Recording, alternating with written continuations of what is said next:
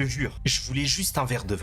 Un apéro, 2 blagues nulles, une poignée de main corporate et rentrer chez moi. Mais non. Me voilà, costume bien repassé, badge avec prénom dans une salle remplie de gens en mode networking mais avec champagne. Je papote avec une femme, la femme de je sais plus qui, collègue d'un autre site. Au début c'était sympa, elle plaisante sur son mari, des trucs classiques. Ah, il met jamais ses chaussettes dans le panier à linge, il pense que cuire du riz c'est du talent culinaire. On rigole, on connecte. Puis elle baisse sa voix, se penche un peu vers moi et me dit « On s'est jamais vu, on se reverra probablement jamais. Est-ce que je peux te dire un truc que j'ai sur le cœur depuis trop longtemps ?» Moi naïf.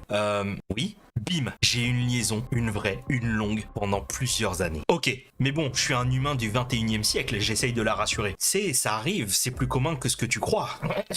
Avec le nombre d'histoires que je raconte sur ça, oh que oui, c'est plus commun que ce qu'on pense. Elle me coupe. Non, attends, c'est pas ça le truc lourd. Elle me dit, il est mort, le mec. Décédé d'un cancer il y a 2 ans. Elle a pas pu le voir avant qu'il parte. Elle me regarde au bord des larmes en chuchotant. J'ai même pas pu aller à son enterrement, j'y suis allé plus tard, seul, sur sa tombe, je pouvais en parler à personne. Et moi, je suis là avec mon verre à la main, bloqué dans un coin d'une salle pro, en train de devenir le confident d'une tragédie romantico-morbide. Je voulais poser des questions, bien sûr, mais elle s'est ressaisie. Elle m'a dit merci, puis elle est partie rejoindre son mari, celui dont elle se moquait gentiment au début. Celui qui, selon elle, savait pour la liaison, mais dont la femme du mec avec qui elle couchait, elle, ne savait rien. Ambiance, fin de soirée. Je crois que c'est terminé. Erreur. Elle revient, toute souriante, comme si de rien n'était, entourée de gens. Elle me tape dans le dos, dit qu'on a eu une conversation géniale, qu'elle a adoré papoter. Elle me demande mon numéro. Par politesse, je le donne. 2 jours plus tard, message. Elle me reparle de lui, me raconte comment elle l'a aimé, vraiment aimé, à quel point il lui manque. Et là, twist final. Je pense que mon mari est gay.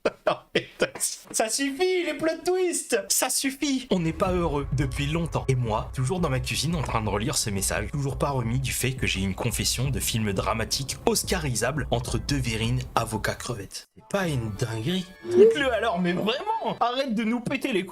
Quitte ton mari. Le mec est devenu psychologue. Oh, non mais quel enfer.